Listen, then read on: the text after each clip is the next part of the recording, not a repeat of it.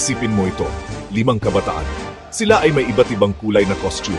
Sumisigaw sila ng mga katagang palaban. Lumalaki ang kanilang mga kalaban, kaya tatawag sila ng isang higanteng robot. Sound familiar? Oo, ito ang formula ng Super Sentai. Ito ang bumuo sa ating kabataan. Mula sa Bioman hanggang sa Jetman, sinubaybayan natin sila. Ngayon, isipin mo ulit. Paano kung ang mga bayaning ito ay hindi Hapon? Paano kung sila ay galing sa ating sariling mga kuwento? Paano kung ang kanilang kapangyarihan ay nagmula sa ating mayamang mitolohiya? Dito ipinanganak ang konsepto ng Makabayan Force.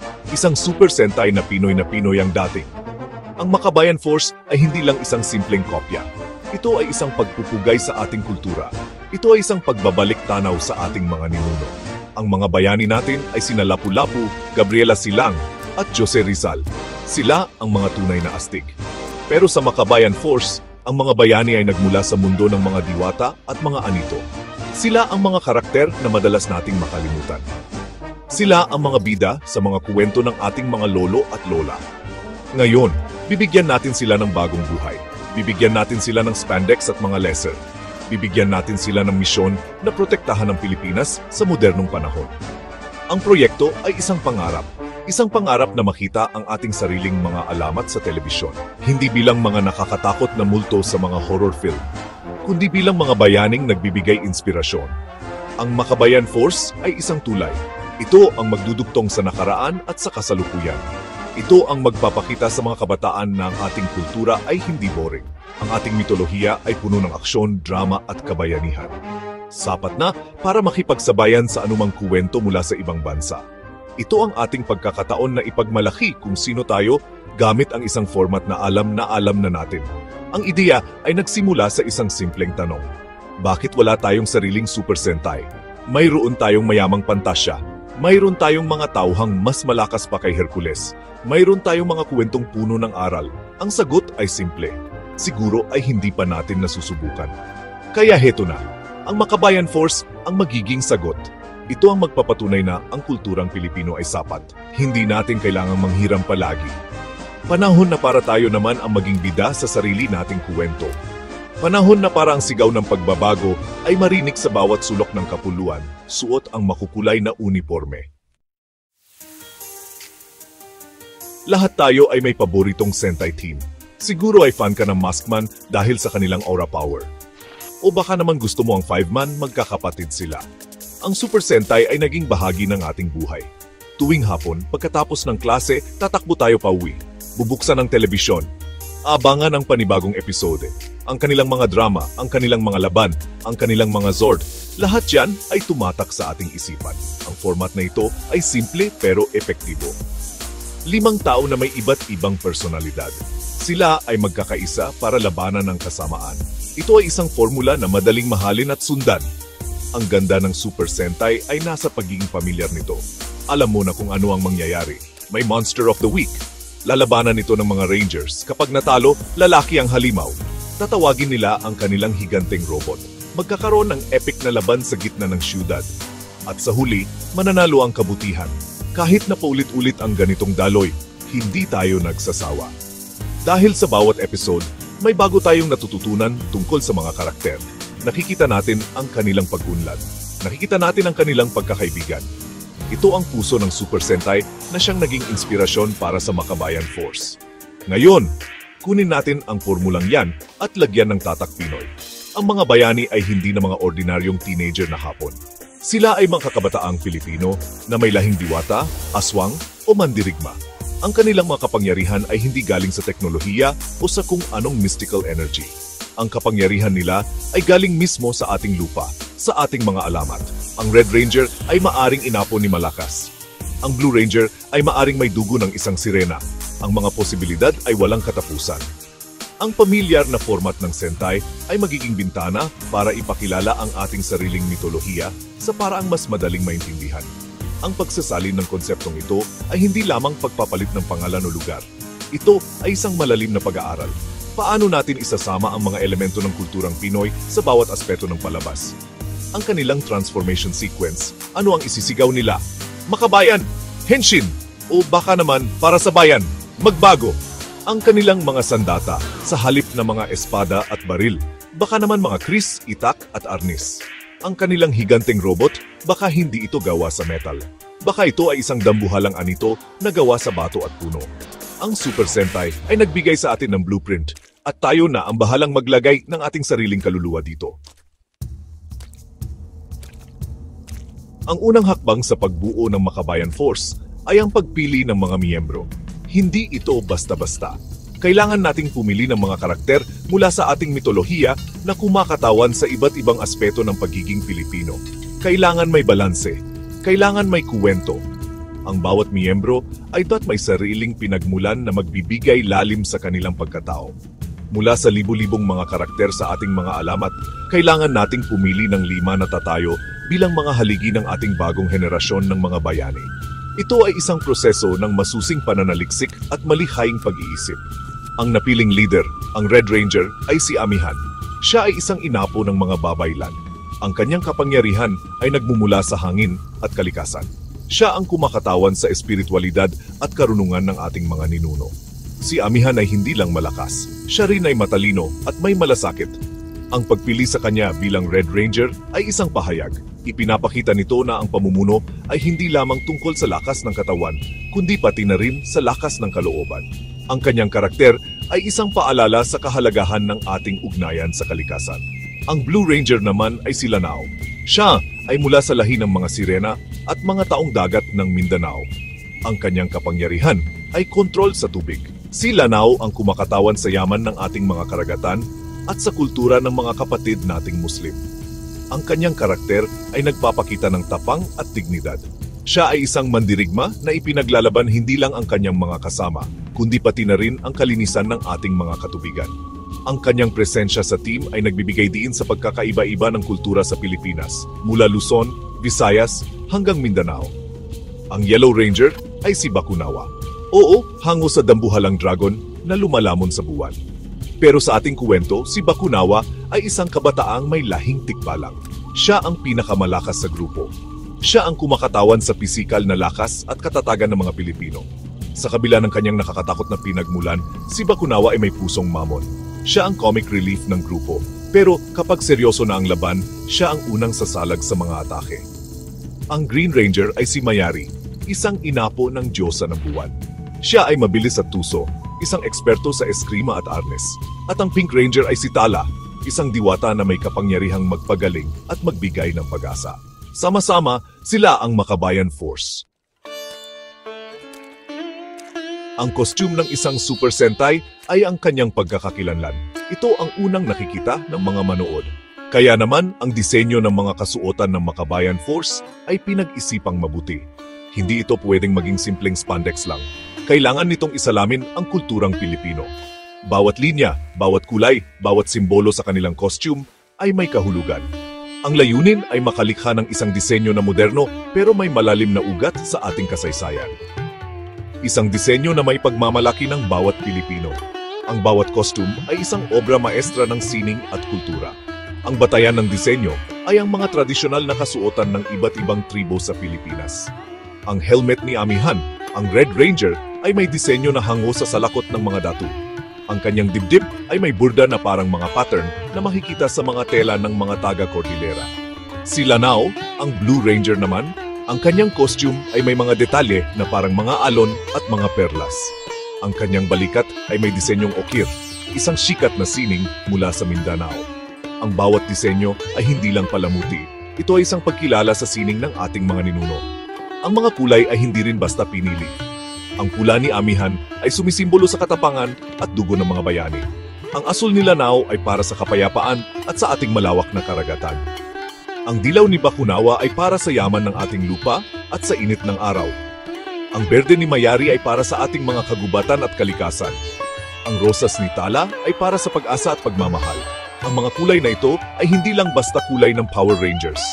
Ito ang mga kulay na bumubuo sa watawat ng Pilipinas na isinama sa paraang masining at makabuluhan. Pati ang materyales ng kanilang costume ay pinag-isipan. Sa kuwento, ang kanilang mga suit ay hindi gawa sa ordinaryong tela. Ito ay hinabi mula sa mga hibla ng abaka na binasbasan ng mga diwata. Ito ay pinatibay ng mga bakal na galing sa mga bundok ng Pilipinas. Ang kanilang mga visor ay gawa sa mga kristal na makikita lang sa mga kuweba ng Palawan. Ang bawat detalye ay nagdaragdag sa kuwento. Ipinapakita nito na ang ating bansa ay puno ng mga yaman. Hindi lang mga ginto at mineral, kundi pati na rin mga materyales na may kapangyarihang mahiwaga. Ang kanilang mga costume ay hindi lang proteksyon. Ito ay isang testamento sa galing at yaman ng Pilipinas. Ang isang magandang Super Sentai ay hindi lang tungkol sa mga pagsabog at higanteng robot. Ito ay tungkol sa mga tao sa likod ng maskara. Ang kanilang mga pangarap, ang kanilang mga problema, ang kanilang mga relasyon sa isa't isa. Ito ang nagbibigay puso sa palabas. Para sa Makabayan Force, ang bawat miyembro ay may sariling kuwento. Sila ay mga kabataang tulad natin. May mga problema sa pamilya, sa pag-ibig, at sa paghahanap sa kanilang sarili. Ang pagiging bayani ay isang responsibilidad na kailangan nilang harapin, kasabay ng kanilang mga personal na buhay. Si Amihan, ang Red Ranger, ay isang estudyante ng antropolohiya.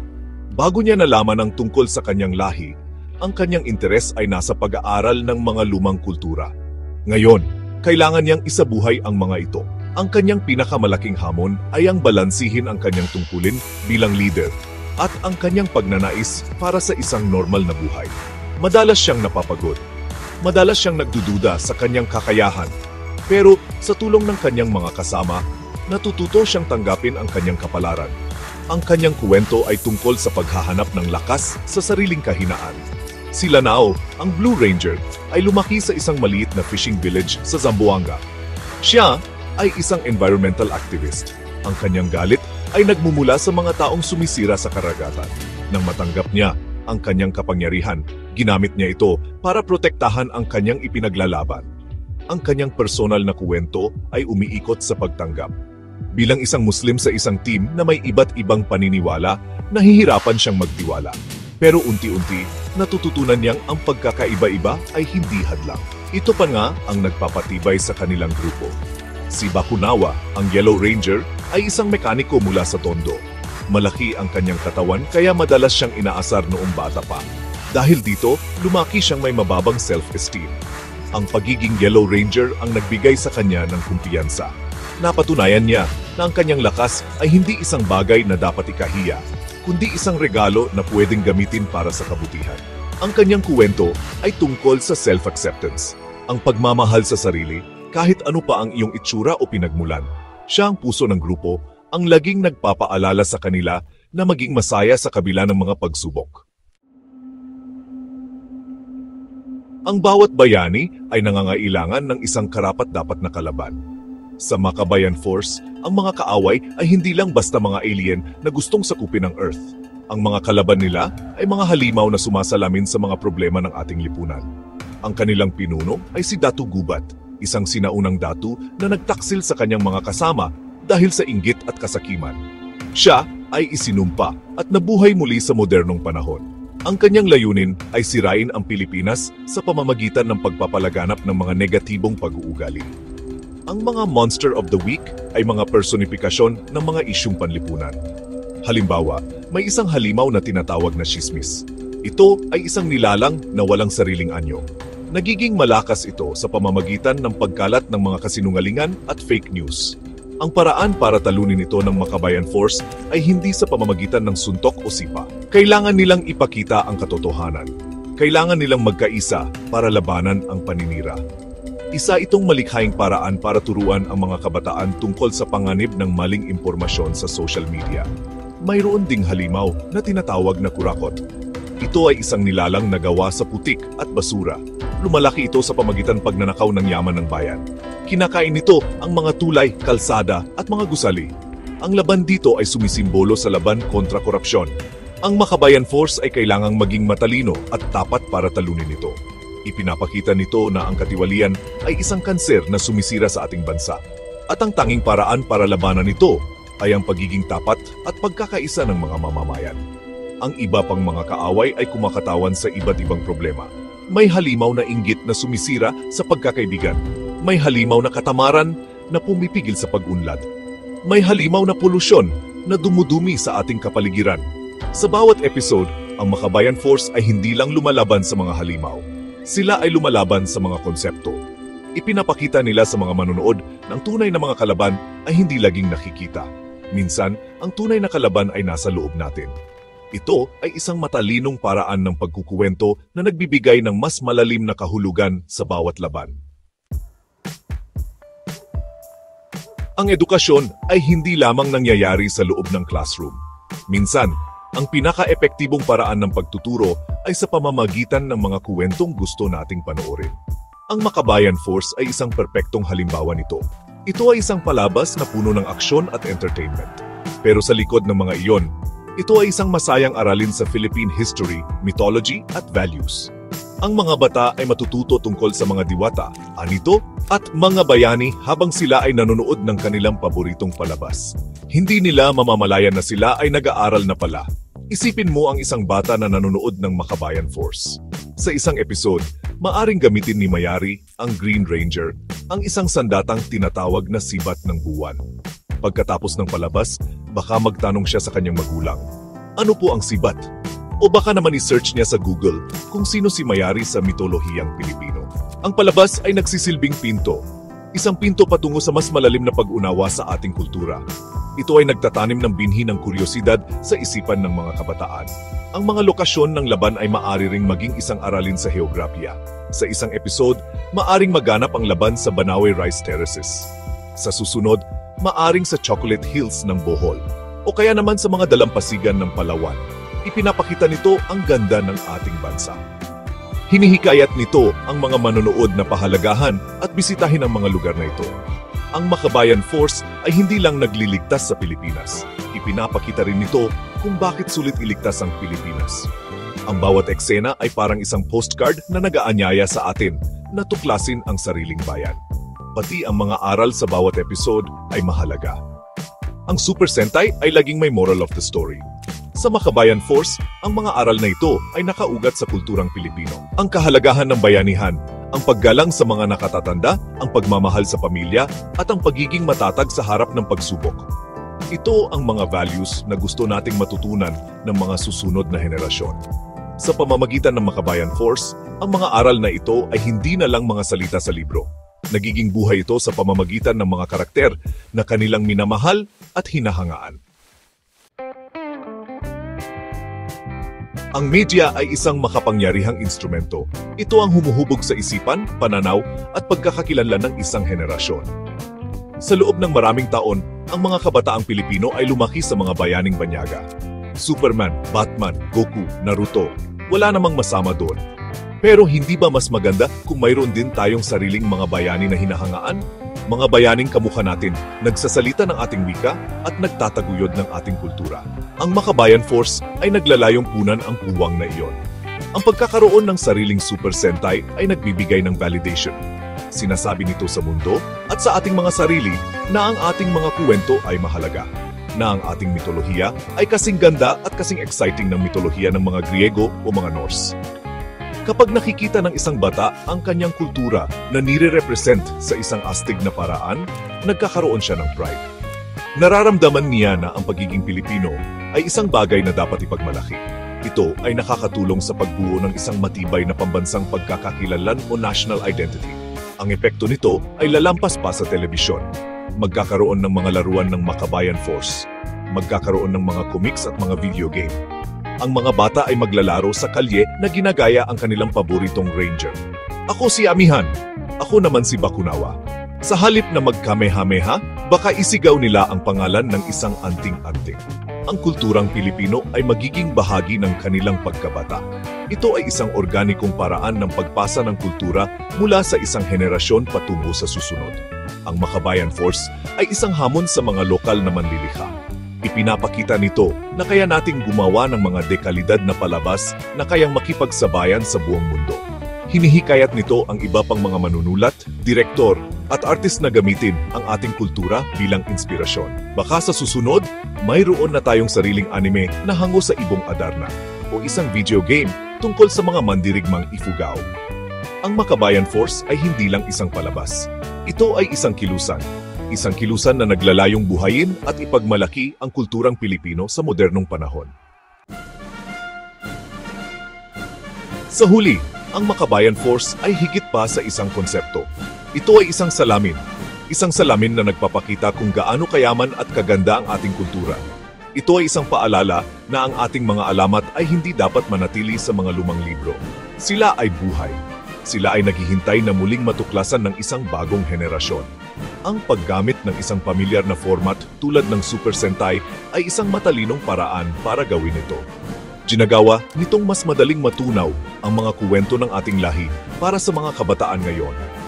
Ang proyektong ito ay isang panawagan para sa mga kabataang Pilipino na buksan ang kanilang mga mata sa yaman na nasa kanilang paligid. Huwag nating hayaan na mas kilala pa natin si Thor kaysa kay Bathala. Huwag nating hayaan na mas kabisado pa natin ang kuwento ng Avengers kaysa sa kuwento ng mga bayani ng ating lahi. Ang pagmamahal sa sariling kultura ay hindi nangangahulugan ng pagtalikod sa kultura ng iba. Ibig sabihin lang nito ay bago tayo tumingin sa malayo, tingnan muna natin kung ano ang nasa ating sariling bakuran. Ang Makabayan Force ay isang pangarap. Pero lahat ng bagay ay nagsisimula sa isang pangarap. Isang pangarap na balang araw, kapag binuksan natin ang telebisyon, ang makikita natin ay mga bayaning sumisigaw sa wikang Filipino. Mga bayaning ang kapangyarihan ay galing sa ating mga bundok at dagat. Mga bayaning nagpapaalala sa atin na ang pagiging Pilipino ay astig.